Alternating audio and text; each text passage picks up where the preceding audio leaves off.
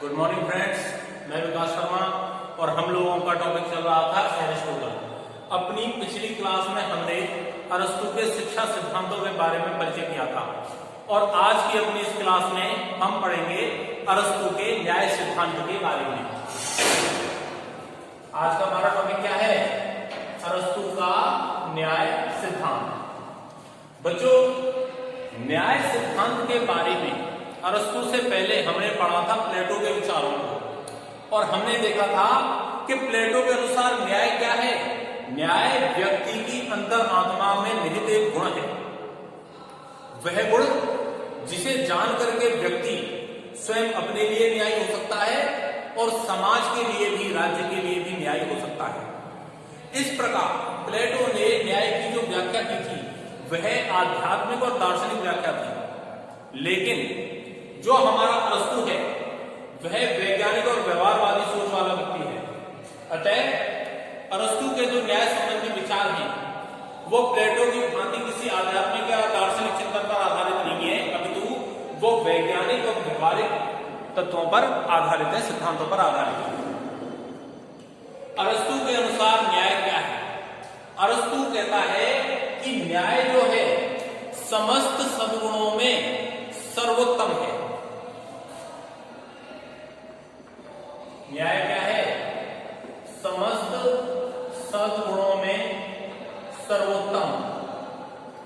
अरस्तु ये कहता है कि एक राज्य व्यवस्था के संचालन के लिए बहुत से सद्गुणों की आवश्यकता होती है और इन सभी सद्गुणों में जो न्याय है वह कैसा है?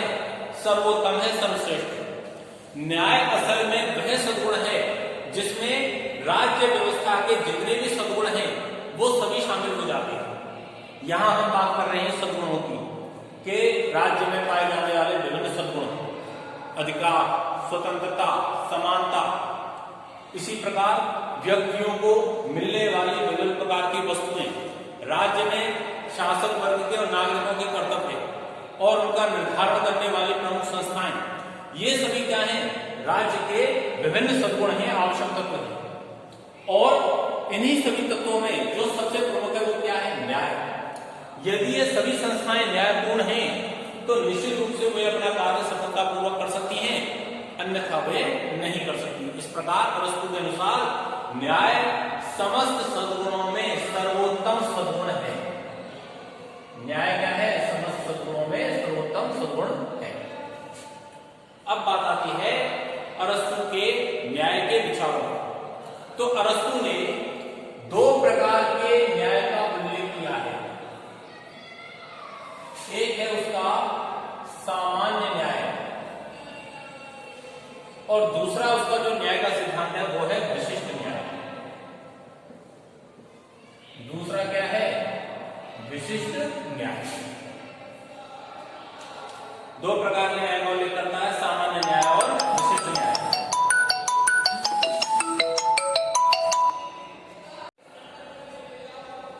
आइए सबसे पहले हम चर्चा करते हैं सामान्य न्याय के बारे में।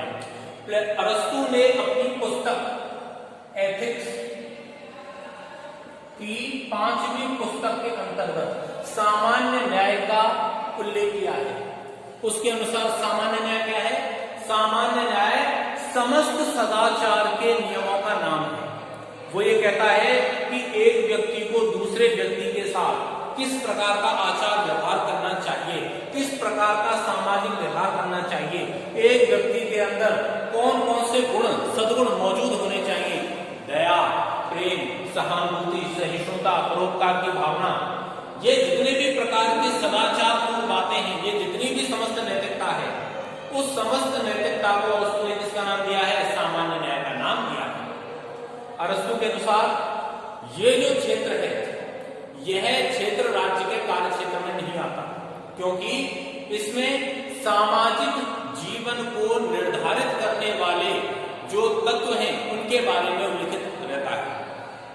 एक व्यक्ति दूसरे व्यक्तियों के साथ कैसे आचार व्यवहार करेगा, समाज में व्यक्ति किस प्रकार की भूमिका निभाएगा, दूसरे लोगों के साथ कैसा व्यवहार करेगा, इस प्रकार की बातें किसके अंतर्गत आती है? सामान्य न्याय के अंतर्गत आती है।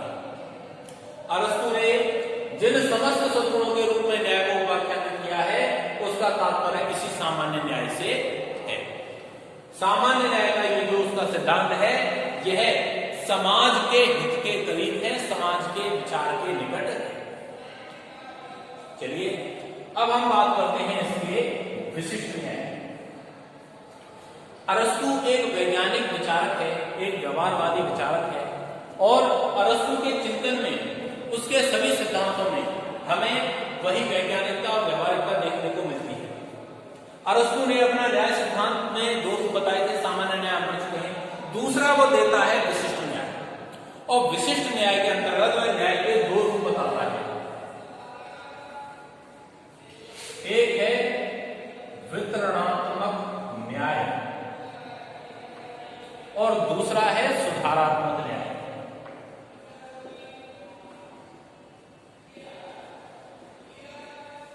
ठीक है, पहला है वितरणात्मक न्याय और दूसरा है सुधारात्मक न्याय।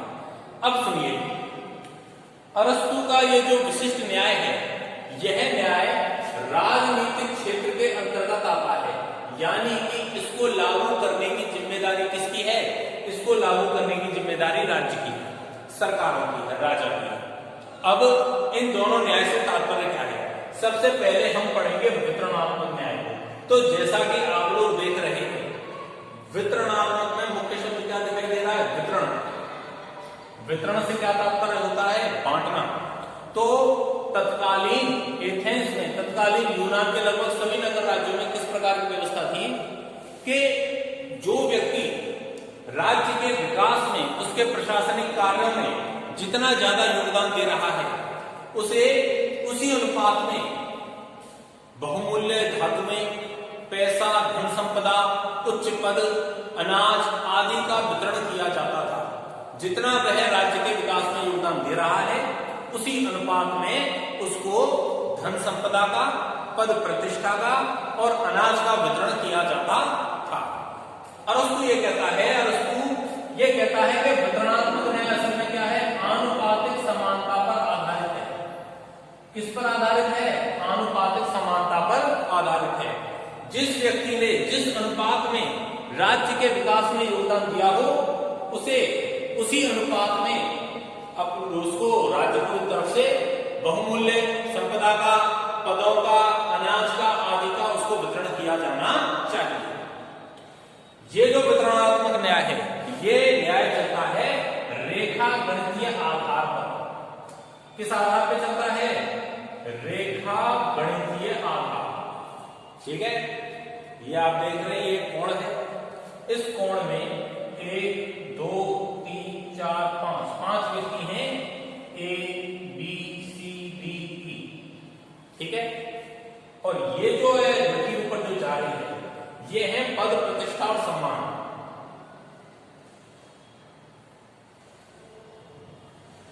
इन लकीरों को आप समझ सकते हैं कि राज्य में किया जाने वाला योगदान, राज्य के विकास में किया जाने वाला योगदान। तो जिस व्यक्ति ने जितना योगदान दिया है, उसको उतना ही पद, धन संपदा प्राप्त हो रही है। इसी प्रकार बी को, इसी प्रकार सी को, इसी प्रकार डी को, इसी प्रकार ई को। ये क्या है? रेखा गणितीय अनुपात में चलने वाला वितरणात्मक न्याय। अरस्तु ये कहता है कि वितरणात्मक न्याय जो होता है, वह असल में राज्य सत्ता में होने वाले भावी संघर्षों, गृह युद्धों को होने से रोकने का उपाय करता है। इसके द्वारा लोगों को इस बात के लिए मोटिवेट भी किया जाता है कि वे राज्य के विकास में ज्यादा से ज्यादा योगदान करें। इस प्रकार वितरणात्मक न्याय जहां एक तरफ राज्य को क्रांति के होने वाले दुष्प्रभावों से बचाता है, तो वहीं वह नागरिकों को इस बात के लिए भी सक्रिय करता है कि वह राज्य के विकास में अपना योगदान दे।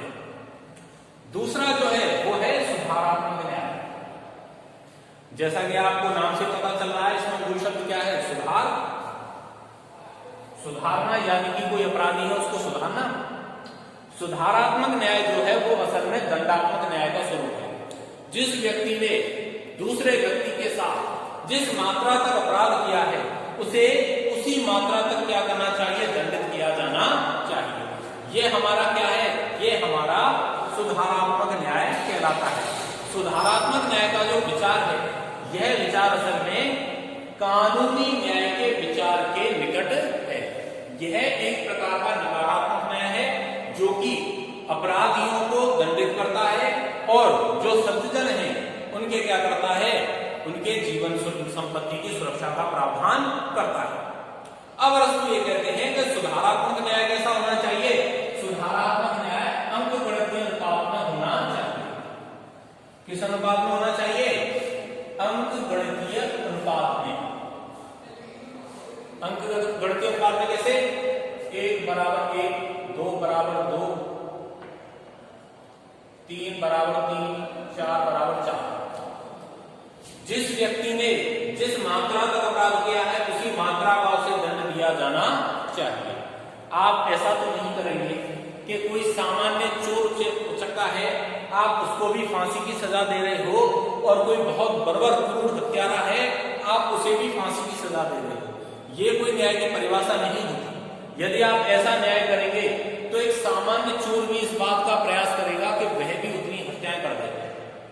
इससे क्या होगा? इससे सामाजिक जीवन की सारी व्यवस्थाएं नष्ट हो जाएगी। इसीलिए जिस व्यक्ति ने जिस मात्रा तक अपराध किया है उसे उसी मात्रा का दंड दिया जाना चाहिए। और आजकल आप अपने सामान्य जीवन में इस चीजों को देखते होंगे। हम लोग रोजाना अखबार पढ़ते हैं, आए दिन खबरें सुनते हैं।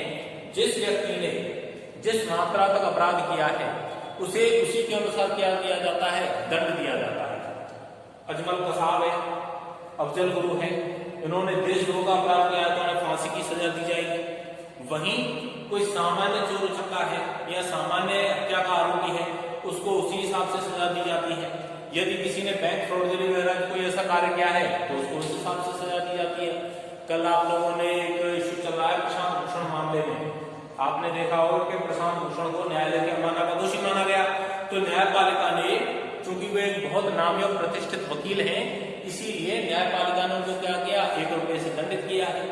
एक अपमानजनक तौर पर कि हम भाई आप पर जुर्माना कर रहे हैं, आप जुर्माना करिए। वो 1 रुपये का जुर्माना उन्होंने दिया, क्योंकि प्रशांत भूषण ने इतना बड़ा अपराध नहीं किया कि उनको फांसी की सजा दी जाए। तो अरस्तु यही कह रहे हैं सुधारात्मक न्याय के अंतर्गत कि सुधारात्मक न्याय कैसा होना चाहिए? अंकगणितीय अनुपात पर आधारित होना चाहिए। जिस व्यक्ति ने जिस मात्रा तक अपराध किया है उसे उसी मात्रा की सजा दी जानी चाहिए। चलिए, यह है हमारे अरस्तु के न्याय संबंधी विचार। बच्चों, आप पढ़ चुके हैं प्लेटो के न्याय संबंधों के विचारों के बारे में, और अभी अभी आपने जान लिया है अरस्तु के भी न्याय संबंधों के विचारों के बारे में। तो क्या आप लोग प्लेटो और अरस्तु के न्याय सिद्धांतों में कोई मोटा मोटा अंतर कर सकते हैं, देख सकते हैं? जी हाँ, प्लेटो और अरस्तु के न्याय संबंधी विचारों में हम अंतर देख सकते हैं। सबसे पहला और मुख्य अंतर यह है कि प्लेटो न्याय को केवल व्यक्ति के अंतरात्मा का गुण मानता है, वहीं अरस्तु न्याय को एक बाह्य चीज मानता है जिसके द्वारा एक व्यक्ति के दूसरे व्यक्ति के साथ सामाजिक संबंधों को या व्यवहार को निश्चित किया जा रहा है। प्लेटो का जो न्याय है वह न्याय समाज को 3 वर्गों में बांट देता है, लेकिन अरस्तु का न्याय इस प्रकार की कोई व्यवस्था नहीं करता है, वह समाज का विभाजन नहीं करता है। प्लेटो का जो न्याय है वह दार्शनिक और आध्यात्मिकता पर आधारित है, जिसमें कि मनुष्य की आत्मा के गुणों और उन्हें पहचानने की बात कही गई है, जबकि अरस्तु का जो न्याय सिद्धांत है वो वैज्ञानिक और व्यवहारिक है, जिसमें वह वितरणात्मक और सुधारात्मक न्याय जैसे कानूनी प्रावधानों की भी बात कर रहा है।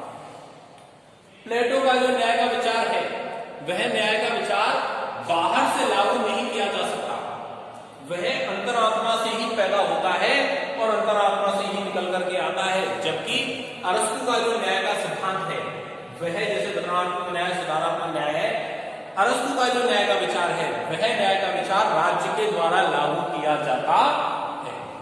तो ये कुछ बेसिक अंतर मैंने बताए हैं आपको अरस्तु के न्याय सिद्धांत और प्लेटो के न्याय सिद्धांत के बीच में। प्यारे बच्चों, आज की क्लास में इतना ही। अगली क्लास में हम पढ़ेंगे अरस्तु के दासता के संबंधी विचारों को या दास संबंधी